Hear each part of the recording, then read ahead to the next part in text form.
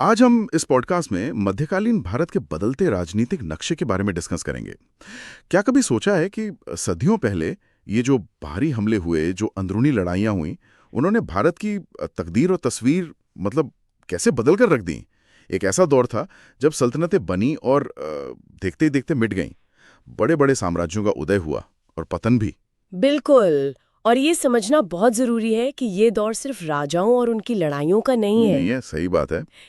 ये समझने का दौर है कि कैसे नए विचार, नई शासन प्रणालियां और नई संस्कृतियां भारत में आईं। हम आज यही देखेंगे कि उस राजनीतिक उथल-पुथल के बीच भी भारतीय समाज ने कैसे खुद को संभाला और अपनी एक अलग पहचान बनाए रखी। तो फिर चलिए शुरू करते हैं।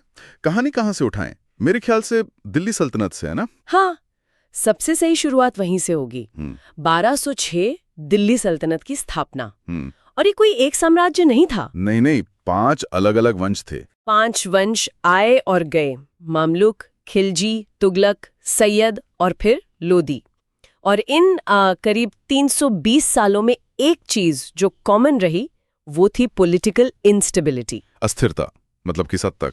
आप अंदाजा लगाइए, इस दौर में लगभग हर 3 में से 2 सुल्तान अपने से पहले वाले शासक को या तो मारकर या गद्दी से हटाकर ही सिंहासन पर बैठे थे। क्या बात कर रही हैं? मतलब साजिशें और बगावत का माहौल था हर तरफ। बिल्कुल। एक सुल्तान का औसत शासनकाल मुश्किल से 9-10 साल का होता था। हाँ, जाहिर है ऐसे माहौल में अगर कोई सुल्तान लंबे समय तक टिक गया तो वो जरूर बहुत महत्वाकांक्षी और शायद क्रूर भी रहा होगा। जैसे अलाउद्दीन खिलजी, मैंने सुना है वो खुद को दूसरा सिकंदर कहता था। हाँ, सिकंदर-ए-सानी। और ये सिर्फ दावा नहीं था, उसने अपने सिक्कों पर यह खुदवाया था। उसकी महत्वाकांक्षाएं दिल्ली तक सीमित नहीं थीं। अच्छा। उसका एक सेनापति था, मलिक काफूर। वो पहले गुलाम था, पर अपनी काबिलियत के दम पर खिलजी का सबसे भरोसेमंद कमांडर बना। काफूर ने दक्षिण भारत तक चढ़ाई की, देवगिरी से लेकर मदुरई तक। ओहो। और वहां के मंदिरों और राज्यों से बेहिसाब सोना चांदी लूटकर दिल्ली लाया। इसी दौलत के दम पर खिलजी एक विशाल स्थायी सेना रख पाया। तो मतलब सल्तनत की पूरी इकोनॉमिक बैकबोन ही लूट और सैन्य अभियानों पर टिकी थी। काफी हद तक। लेकिन खिलजी के बाद तुगलक वंश आया और उसमें एक सुल्तान हुए, मोहम्मद बिन तुगलक। उनका नाम तो आज भी नाकाम प्रयोगों के लिए लिया जाता है। हाँ, मोहम्मद बिन तुगलक एक पढ़ा लिखा और विजनरी सुल्तान था, लेकिन उसके फैसले अक्सर जमीनी हकीकत से बहुत दूर होते थे। जैसे वो राजधानी बदलने वाला किस्सा। बिल्कुल। दिल्ली से दौलताबाद। कागज पर तो ये योजना बहुत अच्छी लगती थी। दौलताबाद साम्राज्य के केंद्र में था, दक्कन पर नियंत्रण आसान होता। लेकिन असल में ये एक आपदा बन गया। एक भयानक आपदा। उसने दिल्ली की पूरी आबादी को लगभग 1000 किलोमीटर पैदल चलने का आदेश दिया। रास्ते में हजारों लोग मारे गए और फिर कुछ ही सालों में गलती का एहसास हुआ और राजधानी वापस दिल्ली लानी पड़ी। और वो टोकन करेंसी वाला प्रयोग? हाँ, सांकेतिक मुद्रा। ये अपने समय से बहुत आगे का विचार था।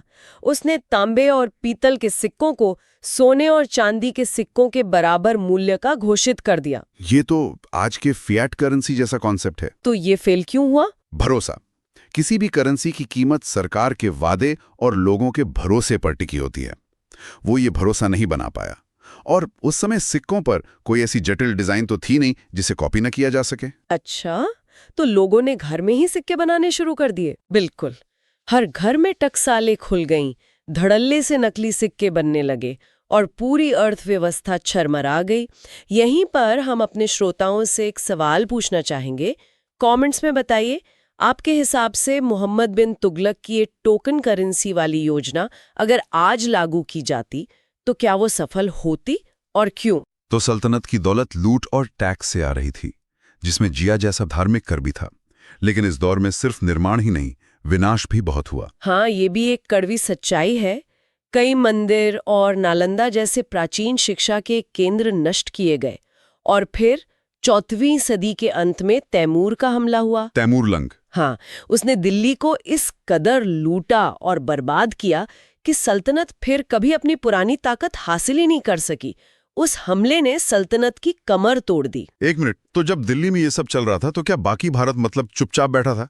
कोई प्रतिरोध नहीं हो रहा था? बहुत अच्छा सवाल है।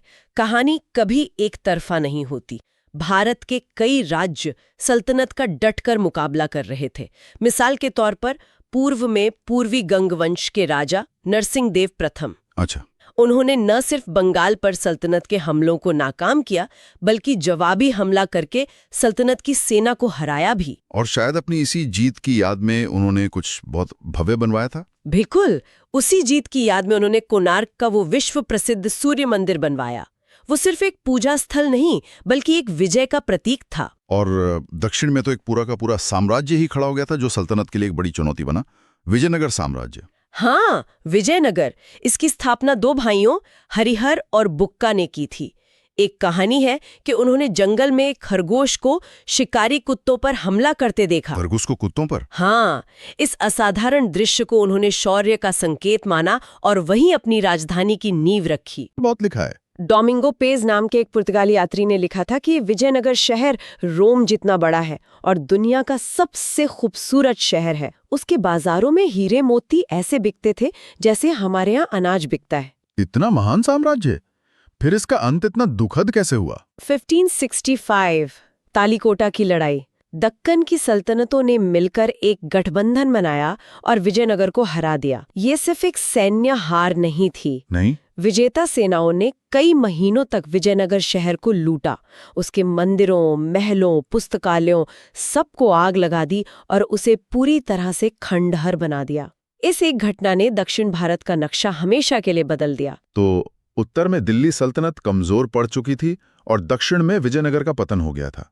ऐसा लगता है जैसे मंच एक नई शक्ति के लिए तैयार हो रहा था। और वो नई शक्ति मध्य एशिया से आई। 1526 पानीपत की पहली लड़ाई। बाबर ने इब्राहिम लोधी को हराया। और इस लड़ाई की खास बात थी तोपें। बिल्कुल, बाबर की सेना बहुत छोटी थी, लेकिन उसके पास दो ऐसी चीजें थी जो लोधी के पास नहीं थी, तोपें और बारूद। इसने युद्ध का तरीका ही बदल दिया और मुगल साम्राज्य की नींव रखी गई। बाबर की आत्मकथा बाबरनामा मैंने पढ़ी है। वो भारत आकर कुछ खास खुश नहीं था, है ना? नहीं, बिल्कुल नहीं। वो मध्य एशिया के ठंडे मौसम को, वहां के तरबूज और खरबूजों को बहुत याद करता था। उसने लिखा है कि हिंदुस्तान में आकर्षण बहुत कम है। अच्छा। हाँ, उसने लिखा यहाँ के लोग सुंदर नहीं हैं और न ही यहाँ अच्छे बाग या घर हैं। लेकिन एक चीज थी यहाँ जिसने उसे रुकने पर मजबूर कर दिया। दौलत? बेहिसाब।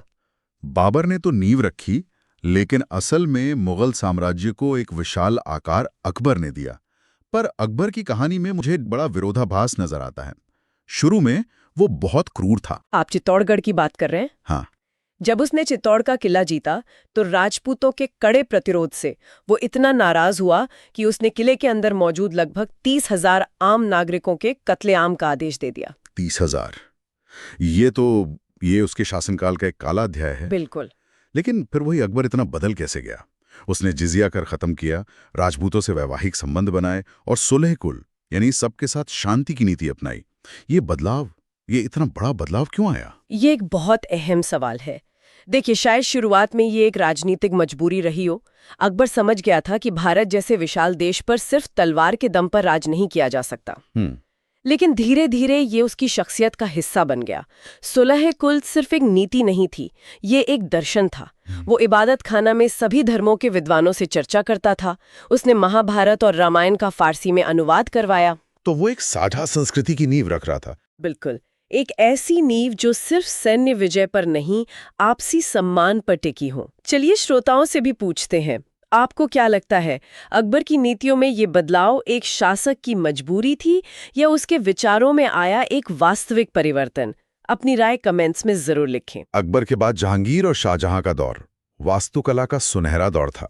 ताजमहल। हाँ, लेकिन इसी खूबसूरती के पीछे सत्ता का एक खूनी खेल भी चल रहा था। हमेशा से शाहजहां के बेटों में उत्तराधिकार की लड़ाई हुई जिसमें औरंगजेब जीता।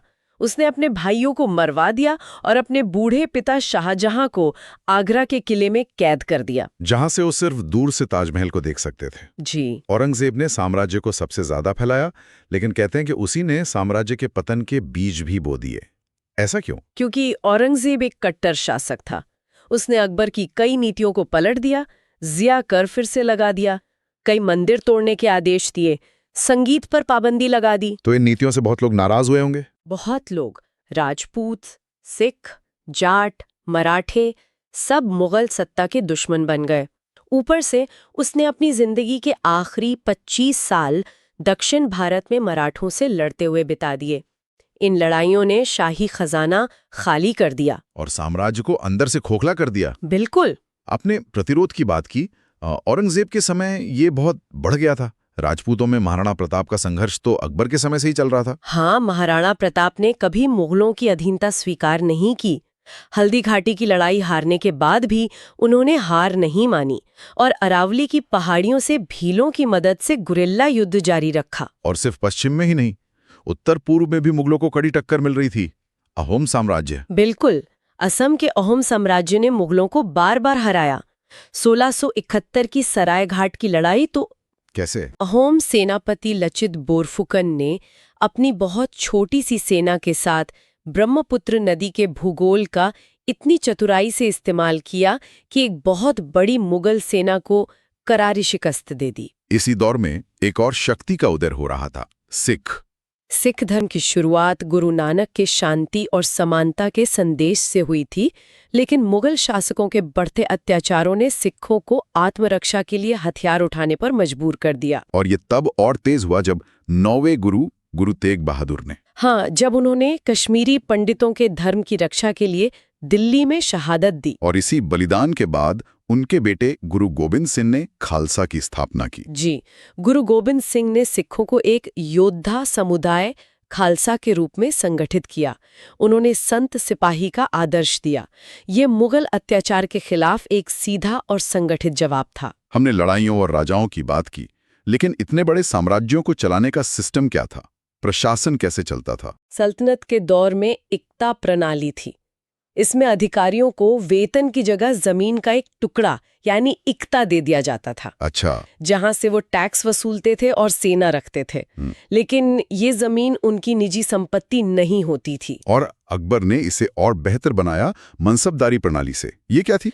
मनसबदारी एक बहुत ही क्रांतिकारी व्यवस्था थी। इसमें हर अधिकारी को एक मनसब यानी एक रैंक दिया जाता था। एक रैंक? हाँ, एक संख्या, जैसे 5000 का मनसब। इसी रैंक से उसका वेतन, उसका पद और उसे कितने सैनिक और घुड़सवार रखने हैं ये सब तय होता था। एक ही सिस्टम जो नागरिक और सैन्य प्रशासन दोनों को नियंत्रित करता था। और इन सब के बीच आम आदमी की जिंदगी कैसी थी? क्या भारत वाकई सोने की चिड़िया था? एक तरह से हाँ। भारत उस समय दुनिया के सबसे अमीर देशों में से एक था। यहाँ का कपड़ा, मसाले, हैंडीक्राफ्ट्स पूरी दुनिया में मशहूर थे। लेकिन ये दौलत क्या आम आदमी तक पहुंचती थी? यही तो बात है। ये दौलत ज्यादातर शासकों, अमीरों और व्यापारियों तक ही सीमित थी। आम किसान पर टैक्स का भारी बोझ था और लगातार चलने वाले युद्धों से उसका जीवन हमेशा अनिश्चितता से भरा रहता था।